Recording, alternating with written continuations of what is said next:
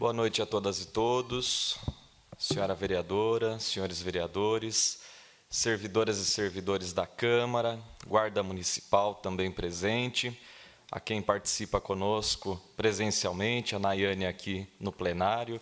também a população nos acompanhando em casa, defendendo a democracia, exercendo a democracia praticamente. Minha saudação, meu boa noite a todas e todos. Como sempre, eu começo fazendo minha autodescrição para as pessoas cegas ou com baixa visão. Sou homem, tenho pele branca, olhos e cabelos escuros, estou usando camisa social azul, com listras brancas e a gravata preta. Na fase da explicação das moções, eu comentei rapidamente a moção de número 297 de 2022, que eu encaminhei à Prefeitura nessa última semana. Nessa moção, eu indiquei algumas possibilidades de melhorias que são objetivas, tanto na acessibilidade física, como também na acessibilidade como um todo para as pessoas que utilizam os centros de educação infantil e as escolas municipais de nossa cidade. Essa moção ela só foi possível graças à resposta que foi dada ao requerimento número 4 de 2022, que apontou quais são os prédios públicos ligados ao ensino que ainda não possuem a vaga para a pessoa com deficiência, e também os outros equipamentos que podem facilitar o acesso dessas pessoas em cadeira de rodas ou com mobilidade reduzida. No pedido que eu faço agora, eu solicito à Prefeitura que proceda à readequação da infraestrutura desses espaços para aumentar a acessibilidade, sobretudo em relação às vagas para a pessoa com deficiência, conforme as normas ABNT-NBR 9050 e as definições que estão previstas na Lei Federal número 13.146 de 2015, que é o famoso Estatuto da Pessoa com Deficiência.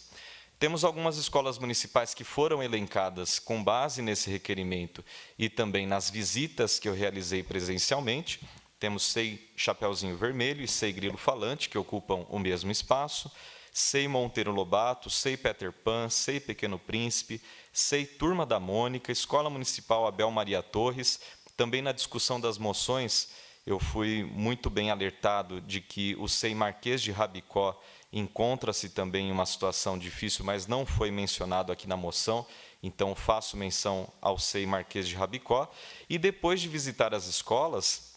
eu até indiquei pontualmente quais poderiam ser as melhorias, mencionando tudo isso na moção, inclusive com as imagens que vão ser apresentadas.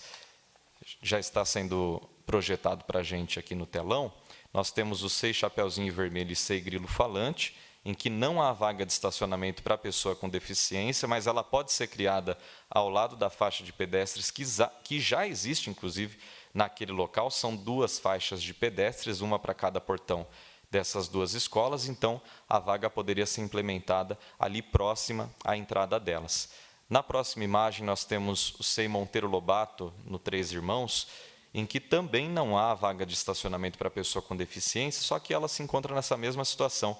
Há uma faixa de pedestres, há uma entrada principal daquela escola, então ela pode ser implementada tanto ali na frente, como também ao lado no estacionamento, que é compartilhado com a UPA Três Irmãos. No SEI Peter Pan, na próxima imagem, Vila Planalto, da mesma forma que nas outras escolas não há vaga de estacionamento para pessoa com deficiência, mas ela pode ser criada exatamente onde eu estou nessa imagem, que é onde havia a pintura da viatura para GCM, da vaga para a viatura GCM. Então, faz-se necessário essa pintura, essa readequação, e, ao mesmo tempo, caso seja essa a solução adotada pelo Executivo, o rebaixamento da guia no local apropriado. No Pequeno Príncipe, bairro Capela, na próxima imagem, também não há vaga para pessoa com deficiência, mas ela pode ser criada no estacionamento, é uma escola que já tem mais estrutura, um prédio já mais moderno. No SEI Turma da Mônica, Jardim São Tomé, há até uma rampa de acesso, como a gente está vendo na imagem, e a vaga ela deve ser instalada, então, em frente a essa rampa, porque hoje há uma contradição. Existe a rampa de frente para o portão da escola, só que não há vaga destinada à pessoa com deficiência. Então, como a gente está vendo, os carros eles param ali próximos e a pessoa que vem na cadeira de rodas ou acompanhada na cadeira de rodas, ela não consegue acessar esse espaço, não consegue entrar por esse equipamento, justamente porque não há demarcação no solo, não há pintura no asfalto. No Abel Maria Torres, no Caixa d'Água, também não há rampa de acesso e a opção é instalar essa rampa, assim como a vaga com a pintura de solo, em frente à entrada principal do prédio. E nessa situação também nós constatamos que há um problema com o portão eletrônico. Então, algumas melhorias de infraestrutura que são bastante rápidas, bastante pontuais, e, ao mesmo tempo, a acessibilidade, tudo isso pode ser contemplado.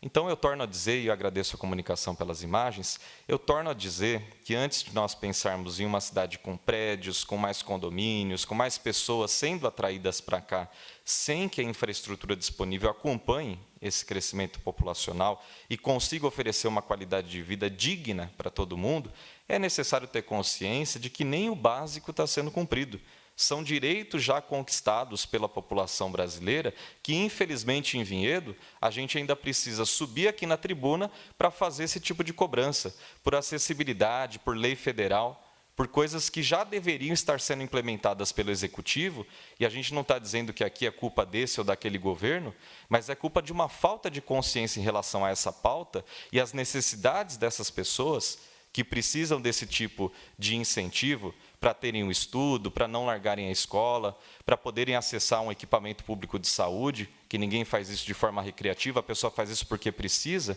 Então, a gente sobe aqui pedindo o cumprimento de direitos e na esperança, como foi colocado pelos vereadores anteriormente, na esperança de que o Executivo se sensibilize e faça isso ser cumprido na cidade de Vinhedo. Eu sempre faço esse trabalho de aproximação com o Executivo, apesar de ser oposição, todo mundo reconhece o equilíbrio do mandato, mas é necessário fazer esse tipo de cobrança de maneira cada vez mais incisiva, porque o tempo vai passando, 1 ano e 4 meses já da nova gestão, e a gente precisa desse tipo de resultado. Ainda nessa mesma temática, na última semana eu apresentei um pedido à Prefeitura, mas eu acabei não conseguindo comentá-lo durante a sessão por uma questão de tempo. Trata-se da moção número 280 de 2022, para que a Prefeitura estude a possibilidade de implementar a área calma nas adjacências de escolas municipais, centros de educação infantil, unidades básicas de saúde e todos os equipamentos públicos que sejam próximos a vias de grande circulação de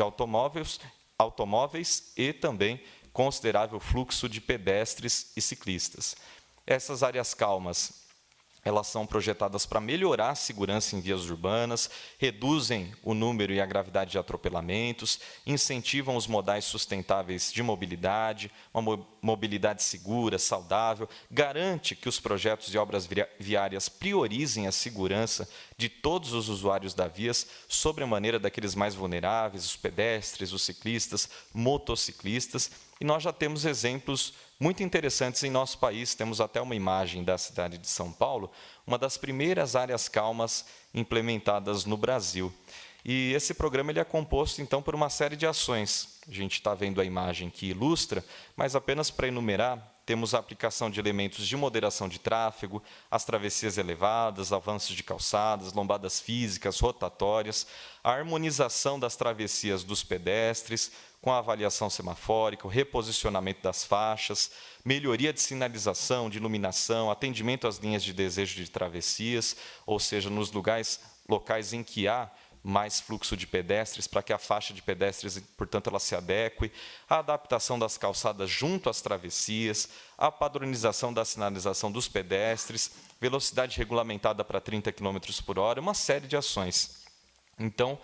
nós sugerimos que a implementação dessa política pública ela aconteça nos entornos de escolas municipais, de centros de educação infantil e as unidades básicas de saúde, como eu já disse, para que nós tenhamos mais segurança e mais caminhabilidade próximo a esses espaços, a esses equipamentos públicos. Isso é muito importante para promover o desenvolvimento sustentável, garantir uma equidade no uso do espaço público, de circulação em vias e logradouros públicos, e com isso, se a gente conseguir implementar isso em Vinhedo, nós teremos, fazendo valer, na prática, o direito à cidade.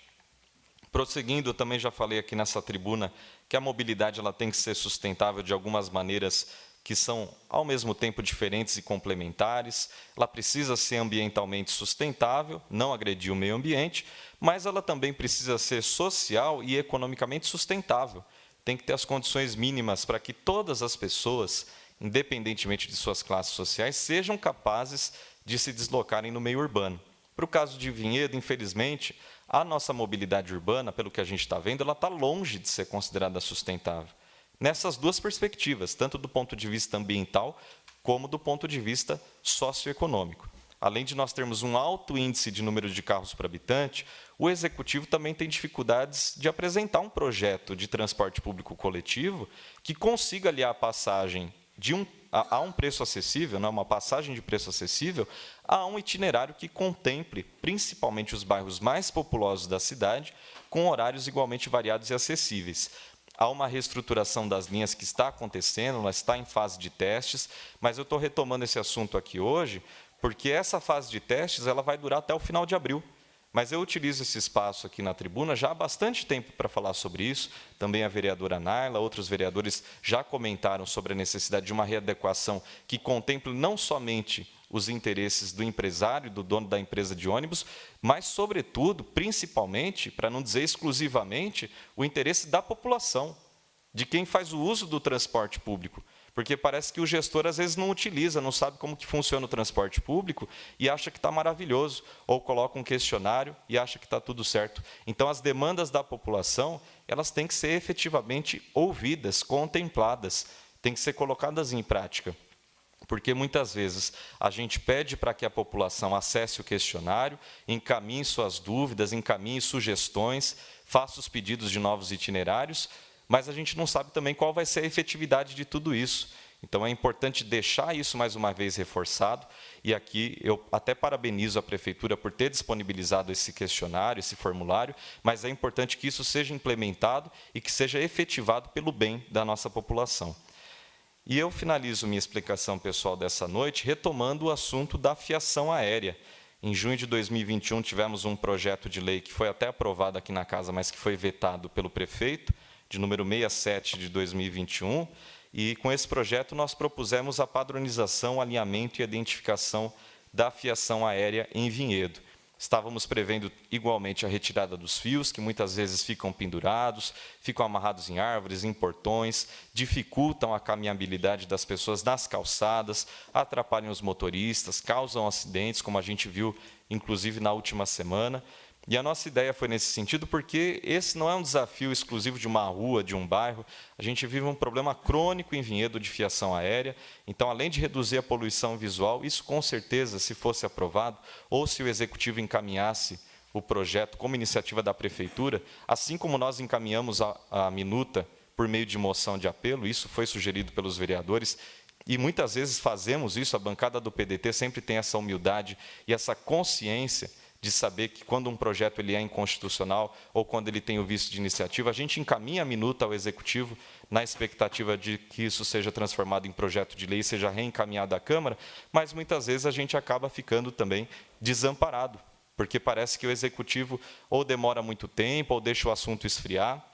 e se a gente exigir por lei que o cabeamento seja identificado com o nome do ocupante, para que ele seja instalado de forma separada, quando houver a fiação excedente, que ela seja imediatamente retirada, a gente vai ter um encaminhamento definitivo para evitar que esse problema continue. Não basta somente o PROCON ficar atrás da empresa por conta dessa ou daquela rua, por conta dessa ou daquela solicitação, não basta a gente encaminhar a indicação, a gente encaminhar o e-mail para a Vivo, para a Claro, para qualquer outra empresa, para a CPFL, tem que ter uma lei que dê uma punição, que estabeleça prazos, que estabeleça diretrizes. Então, é esse o nosso apelo, e a gente espera muito, novamente, que o Executivo tenha essa sensibilidade, como o e-mail foi encaminhado com a minuta e a moção também em outubro de 2021, é importante que agora, nós já estamos em abril de 2022, com uma reportagem, inclusive, da IPTV, uma longa reportagem mostrando essa situação, deixando Vinhedo reconhecida na região metropolitana por saber que existe um problema e que tem virado as costas para ele. Então, é necessário que o Executivo ofereça essa resposta o quanto antes. A nossa população anseia por isso e nós queremos dar um final feliz a essa história por meio da legislação.